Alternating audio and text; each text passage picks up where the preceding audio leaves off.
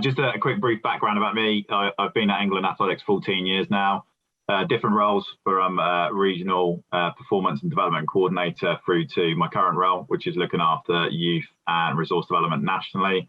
But I've also been a volunteer coach at my local club, Vale of Aylesbury in Buckinghamshire for the last 25 years.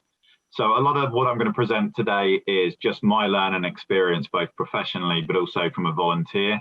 And through that journey, I've seen a lot of very successful models, different models, the way clubs have worked and different size clubs as well.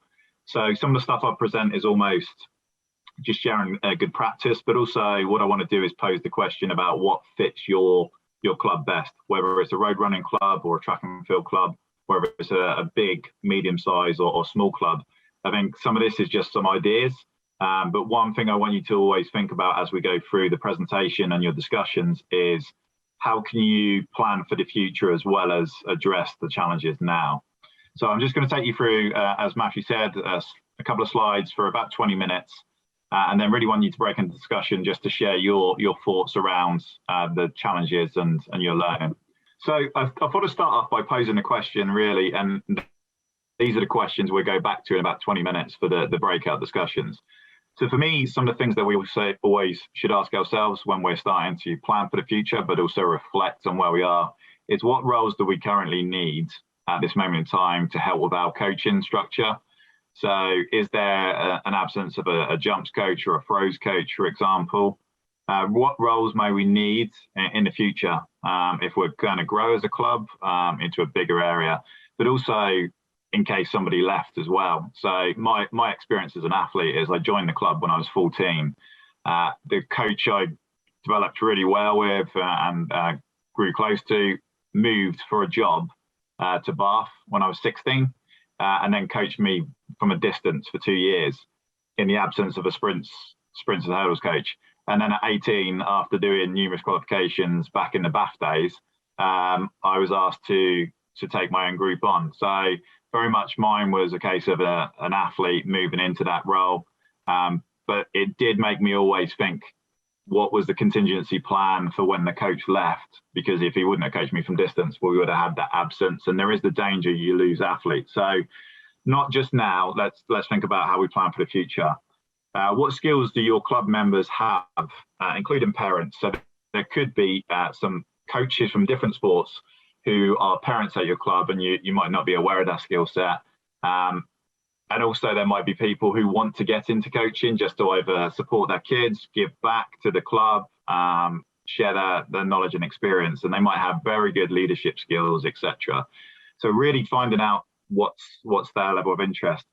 But also both for the coaches that you already have within your structure and potentially for those who may join, what are their aspirations? What are the drivers for them to do coaching, to volunteer?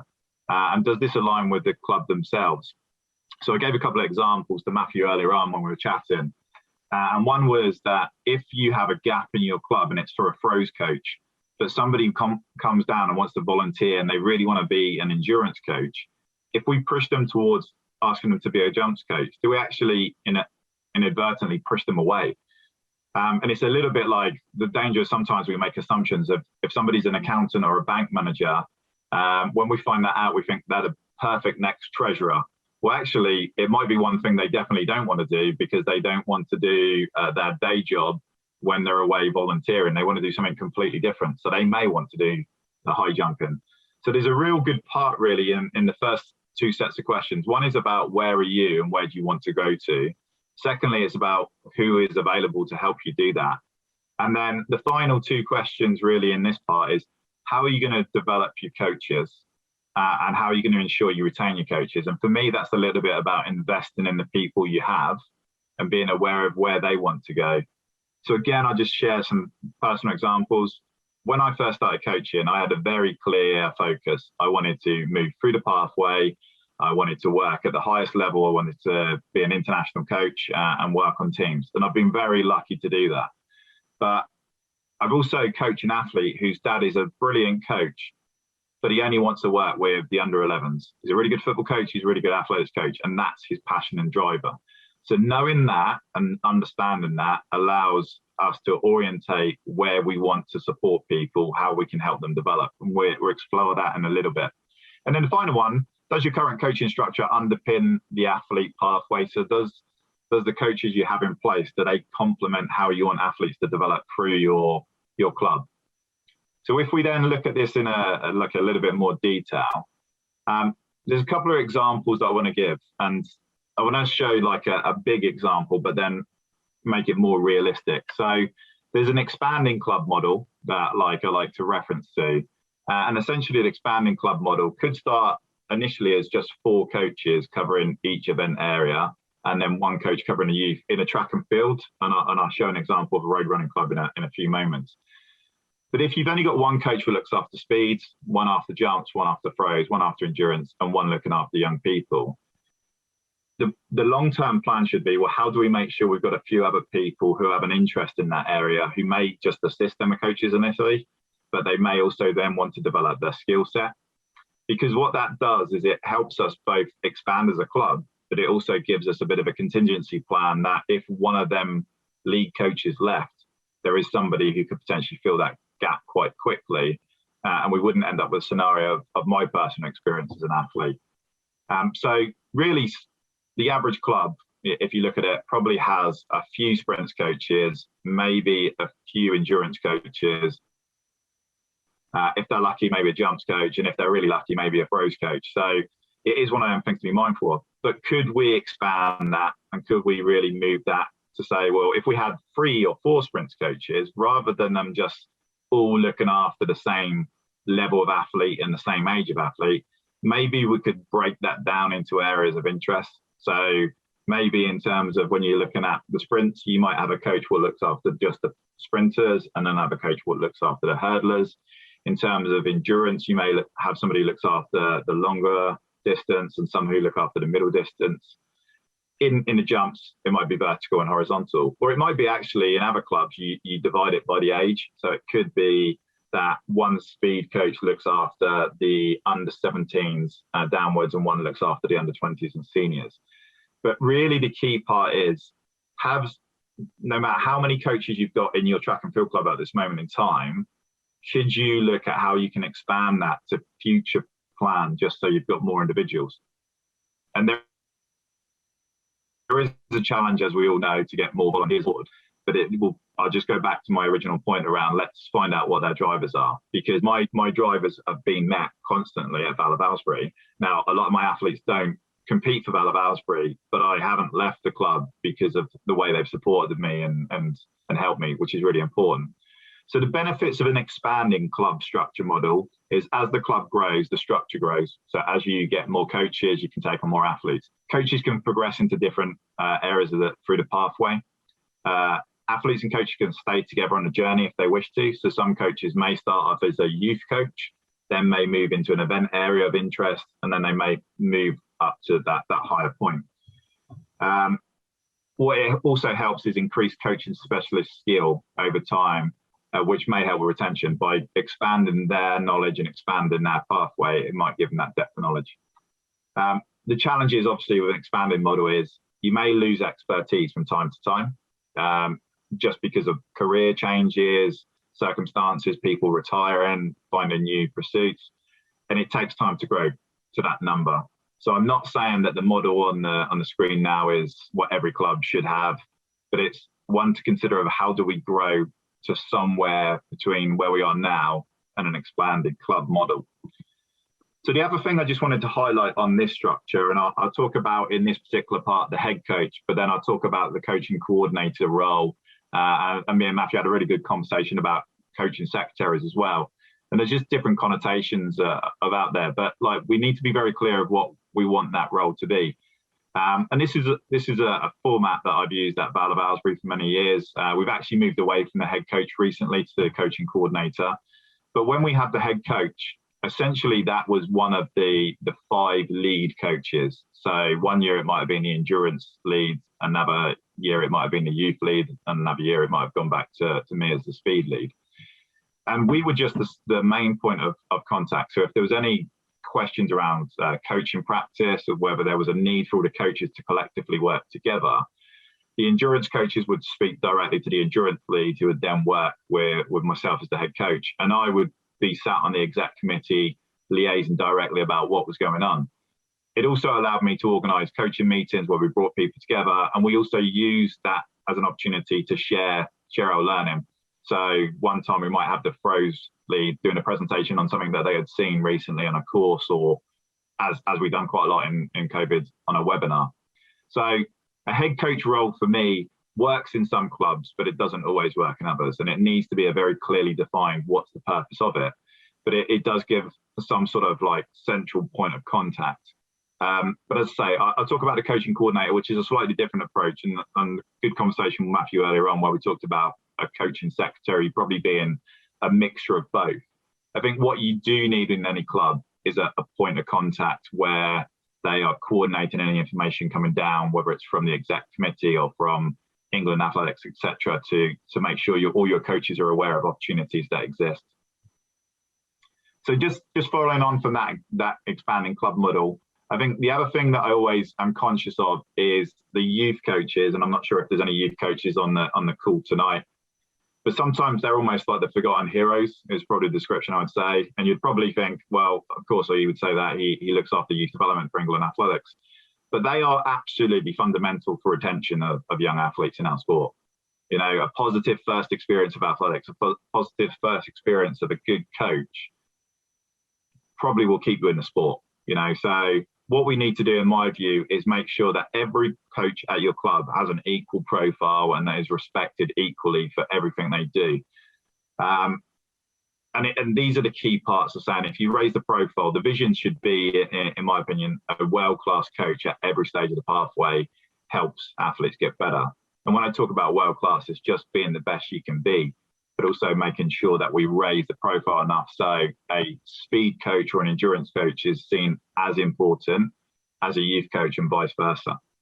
The other question, probably sometimes a challenging one, but it's a really important one, is your club inclusive and have you the provision to meet the needs of every athlete? And to pose that question, because there will be people wanting various drivers. Some people want to do it for competition and performance. Some people wanted to do fitness and finding friends. There will be some individuals who may come with an impairment, and it's understanding, do they just naturally flow into one of the groups? Because a good coach should be able to work with many athletes who have a disability. It's a case of working directly with the athlete to understand how you can adapt your coaching to make sure they're fully engaged. There are certain situations where maybe a wheelchair athlete needs specialist coaches, and that's a different consideration. But really ask yourself, have you got the contingency plan there to meet every need of the community around you? Because you may have, living in your town or your city, the next Hannah Cockcroft or Johnny Peacock. And if they haven't got that access to your club, it could be a disappointment for everybody, really, because you could lose out on having such a role model like them. So I talked about the coaching coordinator, so I'll just really explain what that role looks like. So the coaching coordinator in my club, which is the role more formally now, isn't a particular specialist in coaching. They just monitor all the things going on in terms of coach education, coach development opportunities. They work with the coaches to communicate via WhatsApp groups, etc., just to send information around. And if there's any things that need to be discussed, they tend to coordinate that. So it's pretty much in the name. They're coordinating all the coaching activities for us. And we found that a really useful part, because no matter how many emails and bits of information you get through, the coaching coordinator is very good at filtering that and extracting the things what are very relevant to the club coaches. So it is a good role. And I would say the question is, when you look at your club, do you need a head coach? Do you think that would be the most beneficial thing? Do you think a coaching coordinator is better, or a coaching secretary, or a bit of a mixture of? And it really depends on what works for yourselves the best.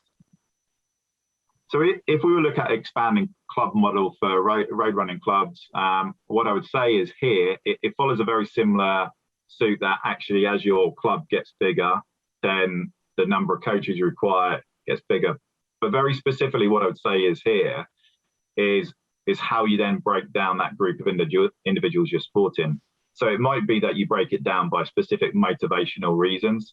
So it could be, and I've used the terms recreation, developing and emerging, that they're probably not the right wording, But really, what I'm talking about in terms of recreation is those who are doing it for fun and fitness. So they might want to just do a casual park run. They might be doing couch to 5K, and they've really enjoyed that experience. We see a huge boom in lockdown because people are able to get out and run, which is fantastic.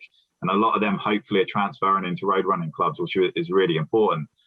But some may just want to do it just because they've found a friendship group and it's a nice way to keep fit. The developing group for me is those who actually want to keep on improving. They really want to bring down their 5-10K times, but they're not wanting to commit fully and almost push on. And then your emerging might be, you might have some superstars who are like really into like trail running, or they might be like aiming for an England team or a really fast time in the London Marathon. And so they probably require a little bit of a difference. And going back to that driver of the Kerf or the Lurf person leading that group is actually how you help them and how you work with them is going to be very different. And it depends on your drive. And it also depends on the knowledge and expertise that you can develop to make sure that they're appropriately supported.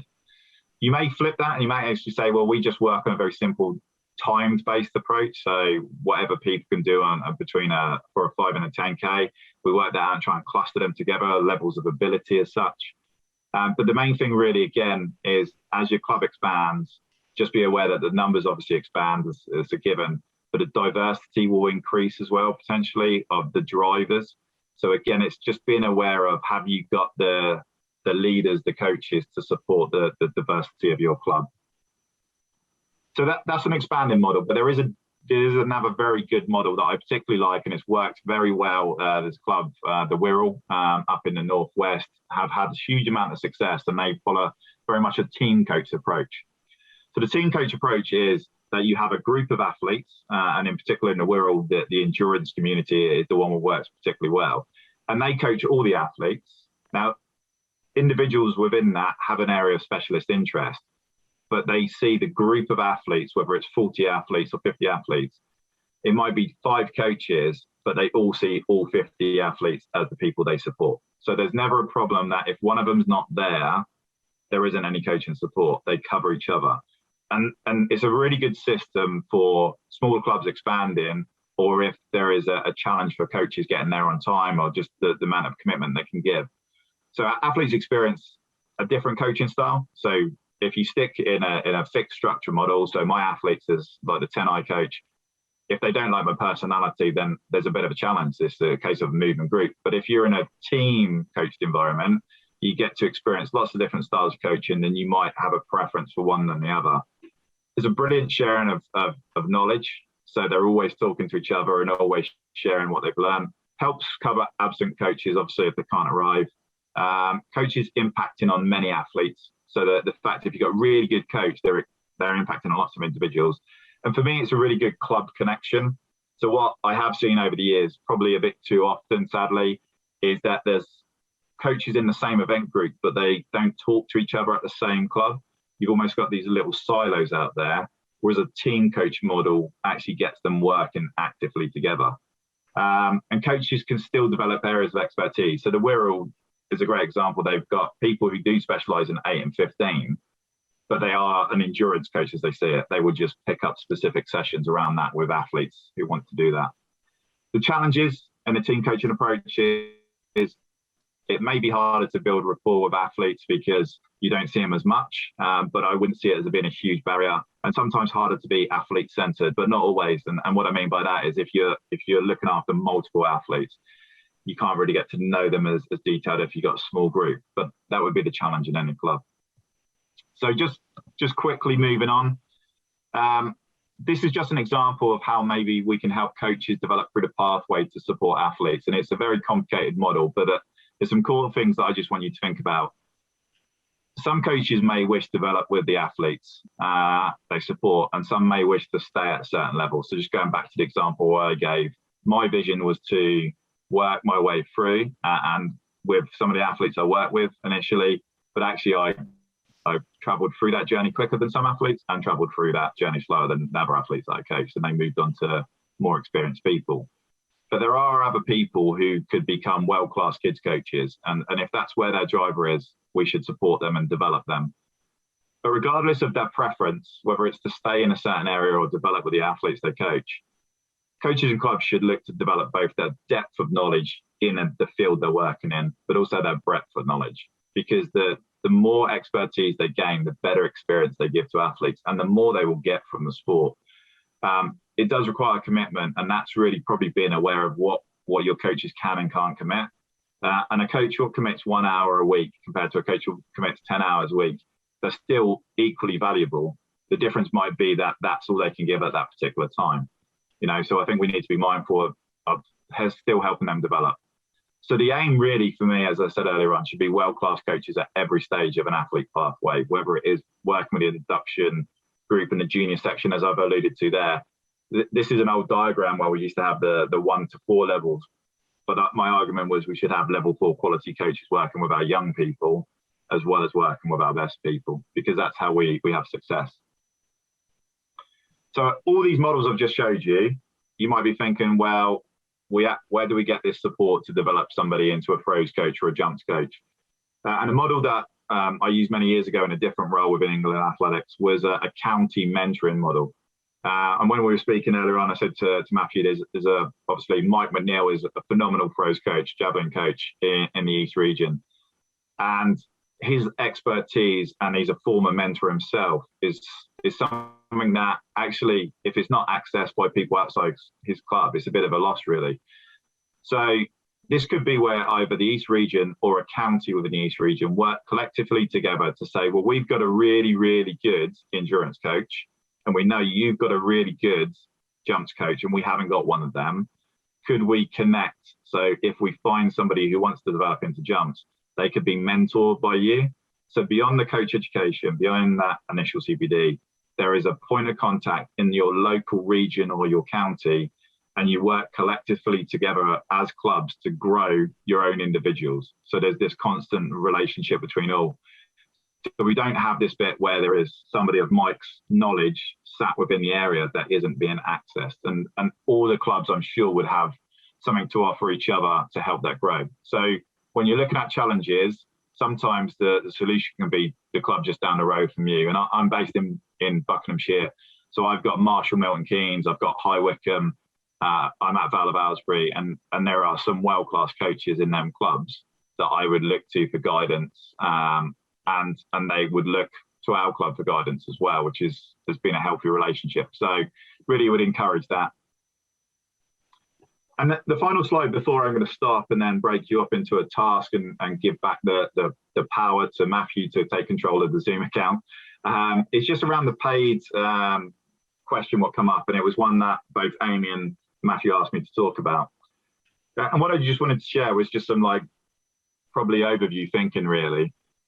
Most paid coaches in athletics, from my experience, have come from either working with young athletes in a school environment, an after-school breakfast club environment, or even in some developing clubs, or at the elite end of the spectrum, where the elite athletes are using some of their funding to pay for their full-time coaches. There are some examples where there's one-to-one support in both a road running environment and also in some children from other sports might pay for that at speed work. I work with a couple of American footballers. I do that as a volunteer, but they were very eager to pay me because culturally that's the way they thought it worked. And that's one of the things. In several other sports within the UK, paid coaches at grassroots and club level is just the norm. If you look at sports such as football, tennis, martial arts, gymnastics, swimming, it's quite normal to pay the coaches. It's quite normal to pay a decent amount of money. My daughter does taekwondo and swimming, and we pay a reasonable amount, but we know the staff get paid as well. And as much as parents and many parents are surprised at athletics when they join it, it's so cheap, which is brilliant because it breaks down the barriers of some of those who can't afford to access sport. But it is one of them ones, especially with young athletes, that parents probably would be quite happy to pay more. And if it went to the coaches, I'm sure they would be very happy with that. So paying coaches can help increase commitment, recruitment and organisation, especially if you look at a young person. So when you're speaking to maybe a young leader or a young athlete who could be a really good coach, if they are given the option of a volunteering versus paid work at Tesco's, they may be driven by the money. Although they really want to do the coaching, it's just a case of the money has drawn them a little bit more. So it is one to consider. It may, in some cases, help with more professional approach, but I want to be very clear on this point. I don't think being paid or being a volunteer coach defines whether you're a professional in your approach or you're an exceptional coach or not. I'm a volunteer coach and have been, as I say, for 20 odd years down at Vale of Aylesbury. And I've always said that I need to be as professional as possible. I need to give as much commitment to the athletes as I choose, as I can do. And that's really important to me. And it should be one of them ones where it can help, because what it does is give a bit more focus. It means that maybe like where sometimes we might be 5 minutes late just because we're actually getting paid to do a full-time job. It might mean that we definitely have to make sure we're there on time. For some coaches, payment may change the relationship with the sport and may change the relationship with the athletes they work with. So me and Matthew had, again, a really good dialogue earlier on. I said, I don't want to charge my athletes. I think it would change the dynamic that I have with my athletes. But that's partly because I'm paid for my full-time role with England Athletics. And I want to keep the clear difference between when I'm at Aylesbury, I'm coaching as a volunteer. When I'm working for England, it's my job. But I also think it does change that individual dynamics. But that could be for the more positive, because it might just mean that people see this as a career, so they commit more to it. I know Matthew alluded to the way he would see it as well. So the bit I would finish on with paid coaches, there are some great examples that exist in the UK and in particular in England. So there's Leamington set up with Rachel Burney, which is over the last 10 years has grown massively. All the coaches are paid, really good professional setup. Slough Juniors, which I've known Conrad, who runs that club, for probably 20 odd years now. Again, they pay all their coaches to help deliver. And other examples like Team Bath. So there are successful models. I think you've got to look at actually what works best for your club. Is it appropriate? And ask the question to everybody, do they want to be paid? Because that's an interesting dynamic. I would be quite comfortable at Vale of Aylesbury for the youth coaches to be paid and me not, because it's just a different rationale.